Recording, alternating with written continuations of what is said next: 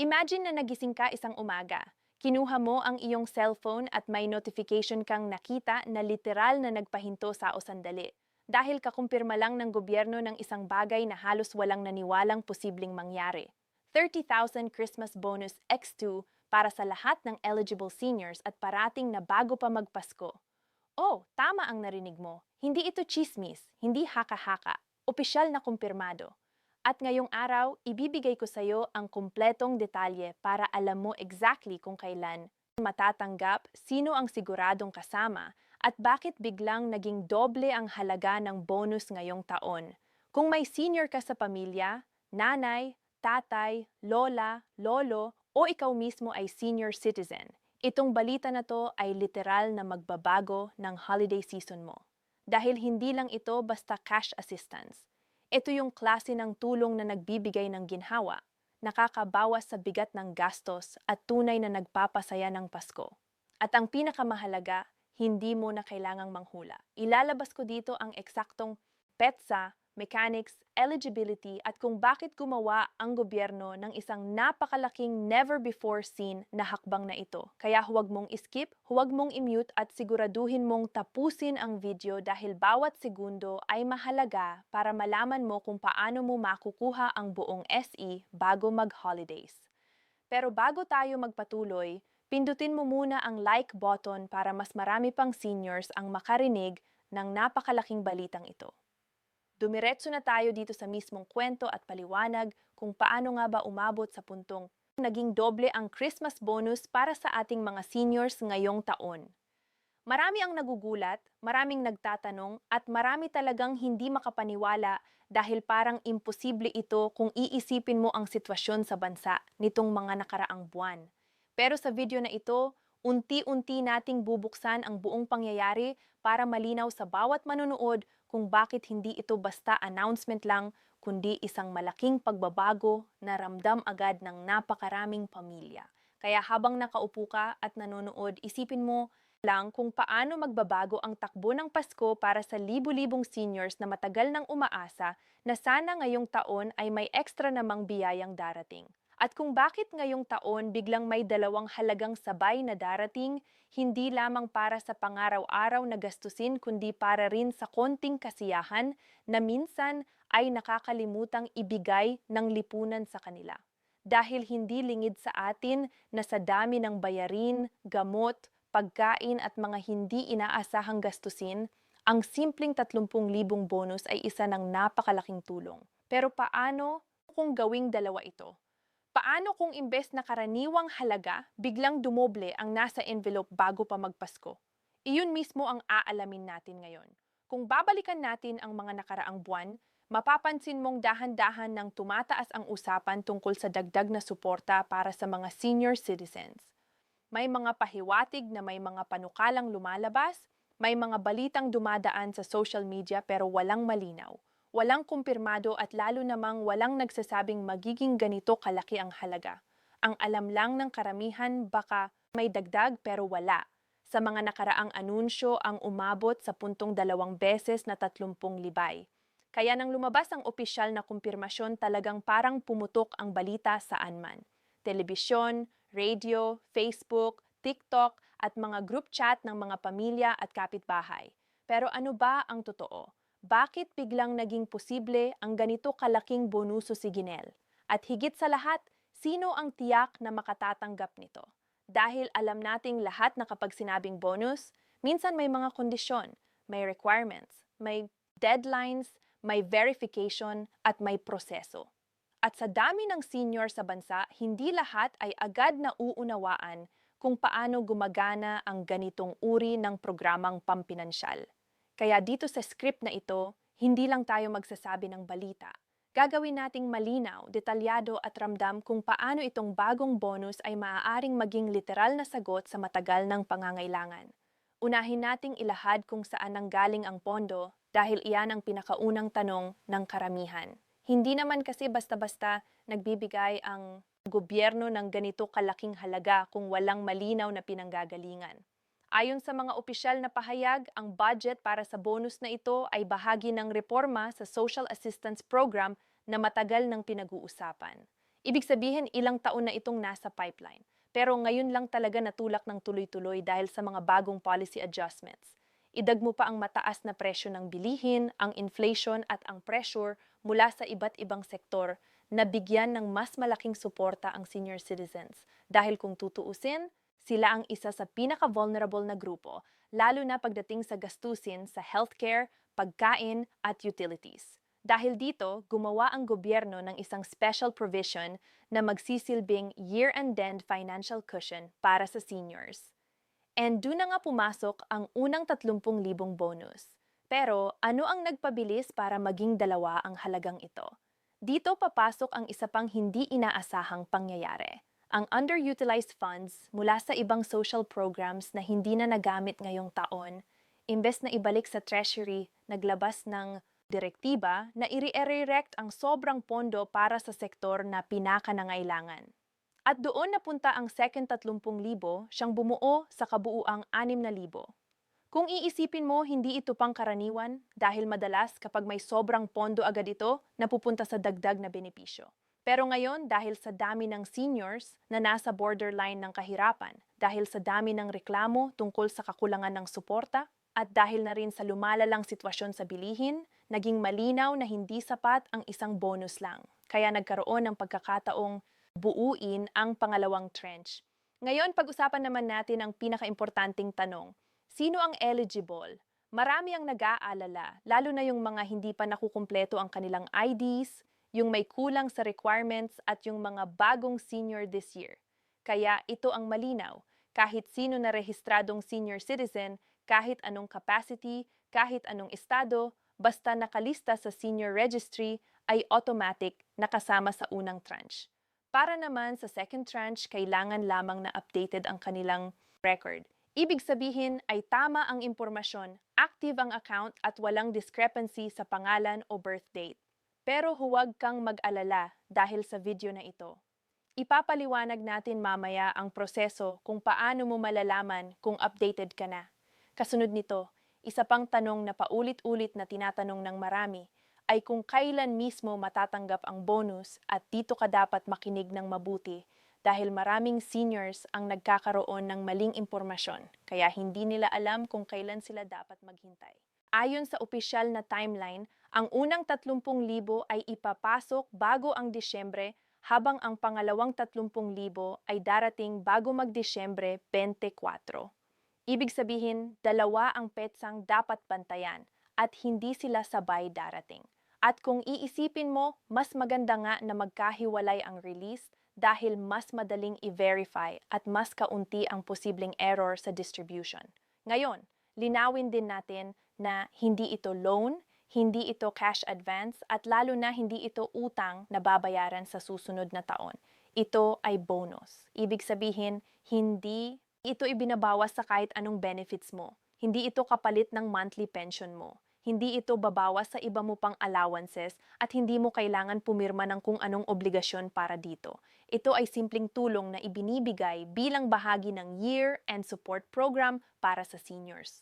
Habang pinag-uusapan natin ito, gusto kong ma-imagine mo kung paano magbabago ang takbo ng araw ng mga seniors sa sandaling dumating ang bonus na ito. Marami ang matagal nang hindi nakakabili ng maayos na pagkain. Kung marami nang nagtitipid sa gamot, nagkakaltas ng maintenance, or minsan ay nagsasakripisyong hindi magpagamot dahil sa kakulangan ng pera. Para sa iba, ang simpleng load para makatawag sa anak o apo ay hindi na nagiging prioridad dahil inuuna nila ang mas mahalagang gastusin. Kaya ang 6,000 darating bago magpasko ay hindi lang pang shopping na hindi ito simpleng regalo. At para sa napakaraming seniors, ito ay literal na paghinga, isang pagkakataon para makahabol, makabayad, makaayos at kahit papaano makaramdam ng ginhawa bago matapos ang taon. And alam naman natin na sa kulturang Pilipino, napakahalaga ng Pasko. Hindi lang ito selebrasyon. Ito ay panahon ng pagsasama, pag-uwi, pagkikita-kita at pagbabahagi ng pagmamahal. Pero kapag kulang ang pera, minsan nababawasan ang saya. Kaya isipin mo na lang kung paano muling mabubuhay ang sigla ng mga senior citizens na matagal nang hindi nakakaranas ng masasabing maluwag na holiday season. Marahil na ngayon may panghanda na sila, may pangregalo para sa mga apo, may pang-grocery ng hindi nagbibilang ng sobra-sobra at higit sa lahat, may pagkakataon silang maging komportable nang hindi nag-aalala kung saan kukunin ang susunod na panggastos. Pero bago tayo magpatuloy sa mas malalalim na detalye, may isa pang mahalagang aspeto na dapat talakayin. Paano mo malalaman kung kasama ka? Maraming seniors ang hindi tech-savvy. Hindi lahat marunong mag-check ng online portal. Hindi lahat may cellphone or internet. Kaya sa part 2 ng video, ilalatag natin ng malinaw ang step-by-step process kung paano mo ma-verify ang status mo, paano mo makikita ang release date mo, at paano mo masisigurong walang magiging delay sa pagtanggap mo ng bonus. For now, dito muna magtatapos ang part 1. Sa susunod na bahagi, idedetalye natin ang verification, release process, problema na dapat bantayan real-life scenarios. At ang pinakamahalaga, paano mo masisigurong matatanggap mo ang buong libo magpasko? Ngayon, na malinaw na natin ang pinag-ugatan, dahilan at kabuang larawan kung bakit naging posible ang 30,000 beses dalawa na bonus, ngayon naman ay dadalhin kita sa mas practical at mas personal na bahagi ng usapan. Dahil kung ang part 1 ay tumutok sa paliwanag kung paano ito nabuo, ang part 2 naman ang tutulong sao na maunawaan kung paano mo mismo makukumpirma, matatanggap at mababantayan ang mismong release ng iyong bonus ng walang sablay, walang kalituhan at walang delay. At habang pinapakinggan mo ito, tandaan mo ang bawat detalye ay nakabatay sa totoong proseso, totoong galaw ng sistema at totoong karanasan ng mga seniors na dumaan na sa ganitong uri ng financial assistance. Simulan natin sa pinakauna at pinakaimportanteng hakbang, ang verification stage. Marami sa ating mga kababayan, lalo na ang mga seniors, ay nag-aalala kung kasama ba sila o hindi. May mga naririnig na hindi daw ako kasama kasi hindi ako updated. O kaya, sabi ng kapitbahay ko, kailangan daw magparehistro ulit. Kaya bago magpanik, unawain natin na may dalawang uri ng status na dapat mong malaman. Registered at updated. Kapag ikaw ay registered, ibig sabihin ay official na kinikilala ka bilang senior citizen sa database. Kapag updated ka, ibig sabihin naman ay tama ang lahat ng impormasyon mo. Pangalan, birth date, address, at contact details. At tandaan, hindi mo kailangan maging tech-savvy para malaman ito. Ang unang paraan para malaman kung updated ka ay ang pagpunta sa barangay. Or simple lang pero napakahalaga nito. Sa halos lahat ng barangay, mayroon ang tinatawag na senior desk or designated personnel na tumutulong sa mga verification concerns. Ang kailangan mo lang gawin ay lumapit, magpakilala at sabihin ang buong pangalan mo. Minsan hihingan ka ng ID, minsan hindi na, depende sa barangay. Pagkatapos ay i-check nila sa system kung active ang record mo. Kapag may kulang, sasabihin nila kung ano ang kailangan mong dalhin or i-update. At huwag kang mag-alala, hindi ito magtatagal dahil routine na ito para sa kanila. Pero paano naman kung hindi ka makapaglakad o wala kang kasama papunta sa barangay? Huwag kang magbagwalala dahil may pangalawang paraan. Pwede kang tumawag sa hotline ng local social welfare office. Ang kailangan mo lang sabihin ay ang buong pangalan, birthday, at kung minsan ay ang iyong ID number kung meron ka. Sasabihin nila sao kung updated ka o kung may kailangan kang ayusin at huwag mong isipin na abala sila. Talagang nakalaan ang mga linya na ito para sa'yo at sa ibang seniors. Ngayon kung updated ka na, ang susunod na tanong ay, paano mo malalaman kung kailan papasok ang bonus? Ayon sa official release schedule, ang unang 30,000 ay papasok bago ang Disyembre habang ang pangalawa naman ay bago mag-D, December 24. Pero hindi ibig sabihin na pare-pareho ang araw ng release ng bawat senior. May mga LGU na mas mabilis, may mga mas mabagal, at depende rin ito kung bank transfer, direct payout, or card loading ang gagawin.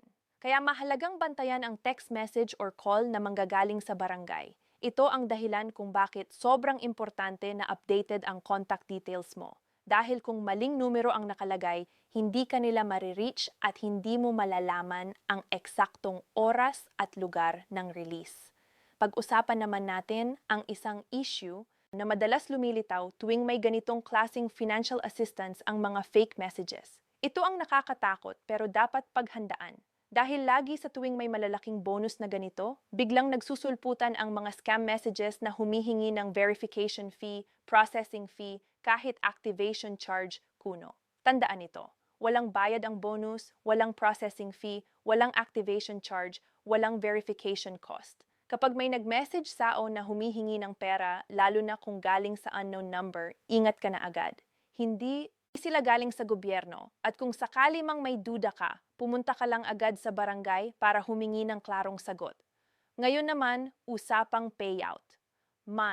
Para sa mga seniors na may cash card or ATM, ang bonus ay papasok direkta sa account. Ang maganda rito, hindi mo na kailangang pumila ng mahaba. Pwede mong tingnan sa ATM kung pumasok na ang pera. Pero para naman sa mga seniors na walang ATM card, may mga malalaking covered court or multi-purpose hall na nailalaan para sa cash distribution. At hindi ito mahalaga na sumunod sa schedule para hindi ka maghintay ng matagal. Pagpunta mo doon, kailangan mo lang magdala ng valid ID. Madalas, senior ID lang ang hinihingi. Marami ring nagtatanong paano kung hindi na makalakad ang senior? Paano kung bedridden o may sakit? May solusyon din dito sa ganitong mga kaso. Pwedeng tumanggap ng authorization letter ang barangay o social worker. Pwede ring mag-request ng home visit lalo na kung nasa listahan ka ng priority seniors. Ito ang kagandahan ng updated system. Ngayon, may naka-hand proseso para sa mga hindi makalapit mismo sa payout area. Habang idinedaloy natin ang mga prosesong ito, gusto kong balik-balikan mo ang realidad na napakalaking halaga ng 60,000 tiles para sa isang senior citizen. Para sa ilan, baka isang linggo lang itong gastos kung malaki ang pamilya. Pero para sa karamihan, ito ay halaga na hindi nila iniisip na mararanasan pa nila. Kaya ang pinakamahalagang gawin ay ingatan ang pera. Maraming seniors ang napapahamak dahil minsan may mga taong biglang lumalapit, nag-aalok ng kung ano-anong serbisyo, investment or insurance. At dahil hawak nila ang malaking halaga, minsan napapayag sila. Kaya ngayon pa lang sinasabi ko na huwag basta maniwala. Huwag magbigay ng pera sa hindi mo kakilala. Huwag pumirma ng kahit ano kung hindi malinaw ang nakasulat. At kung may duda ka, kausapin mo ang anak mo, apo mo, kapitbahay mo, or barangay personnel. Dahil wala sa programang ito ang manghihingi ng kahit anong kapalit. Iisa pang mahalagang bahagi ng Part 2 ay ang emotional impact ng bonus na ito. Hindi lang pera ang pinag-uusapan natin dito. Pag-asa ito, isang pagkakataon na maramdaman ang mga seniors na hindi sila nakakalimutan, na kahit minsan parang hindi sila napapakinggan ngayon, ay may programang tuwirang tumutugon sa pangangailangan nila. Nakilala ko ang isang lola. Sabihin na nating si Nanay Rosa. Ang buwan ng pensyon niya ay sapat lang para sa gamot niya. Kaya kadalasan, nagtitiis siya sa bigas at kape para lang may matira para sa maintenance. Noong nalaman niya ang tungkol sa bonus na ito, halos maiyak siya. Sabi niya ngayon daw makakabili na siya ng totoong ulam sa Pasko. Makakapagregalo siya sa mga apo niya at higit sa lahat hindi na siya mahihiyang humingi ng tulong dahil kahit papaano may extra siyang pera. Sa bawat senior na katulad ni Nanay Rosa, naiintindihan mo kung bakit hindi lang ito basta bonus. Isa itong paalala na ang gobyerno kahit may kakulangan ay may mga panahong naglalabas ng totoong malasakit at isa itong paalala sa mga pamilya na ang kanilang mga matatanda ay hindi dapat balwalain. Dahil sa programang ito, mas marami ang magkakaroon ng pagkakataong pagsamahin ang pamilya ngayong holiday season. At sa isang bansa tulad ng atin, ang Pasko ay hindi lang tungkol sa mga regalo, dekorasyon o pagkain. Ang Pasko ay tungkol sa pagkakaisa. At kung may isang benepisyo man na pwedeng magpabago ng takbo ng selebrasyon, ito na yon. Nit syempre, hindi rin mawawala ang mga hamon. May ilang lugar na maaaring ma-delay ang release dahil sa logistical concerns. May mga remote barangay na mahirap puntahan na may mga seniors na wala pang updated records. Kaya ang pinakamagandang gawin ay maging maagap. Kung hindi mo pa nakukumpirma ang status mo, gawin mo na ngayon. Huwag mong hintayin ang huling linggo. Tandaan mo na hindi mo kailangan maging marunong sa cellphone.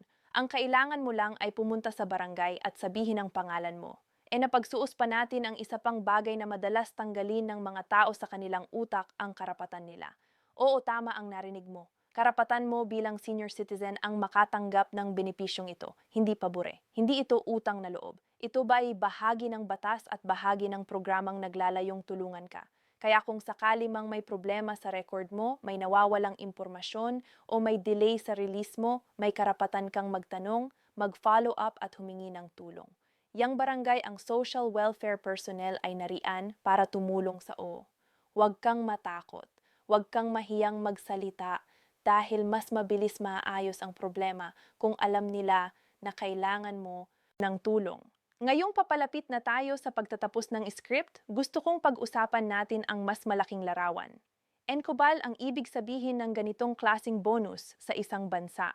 Ang sagot ay simple pero malalim. Ito ay panandali ang ginhawa. Oo, pero isa rin itong pahiwatig na kayang gumawa ng malalaking hakbang ang gobyerno kapag talagang inuuna ang pangangailangan ng mga tao.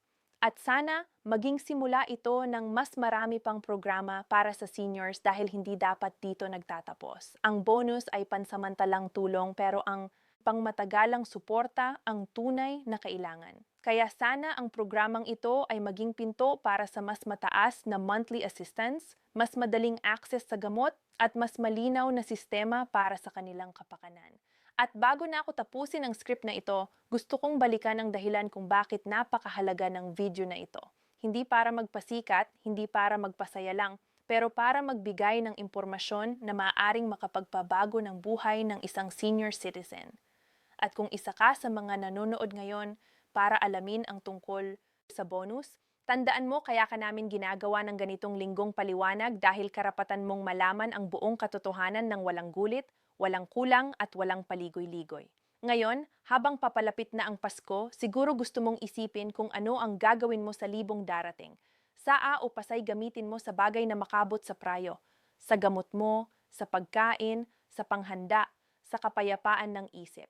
Dahil kung may isang bagay na dapat mong ibigay sa sarili mo ngayong holiday season, iyon ay ang karapatang maging masaya at komportable. Marami ka ng pinagdaanan sa buhay. Pinaghirapan mo ang bawat taon. Kaya kung may biyayang darating, tanggapin mo ito ng buong puso. At dito nagtatapos ang buong 5,000 word script. Pero bago mo isara ang video, gusto kong iwanan ka ng isang mahalagang paalala. Kung gusto mong mas marami pang seniors ang makarinig ng ganitong impormasyon, pindutin mo ang like button para lumawak pa ang abot ng video. Lilik-like mo ay katumbas ng isang senior na maaari ring makinabang sa balitang ito. Maraming salamat at maligayang Pasko sa iyo.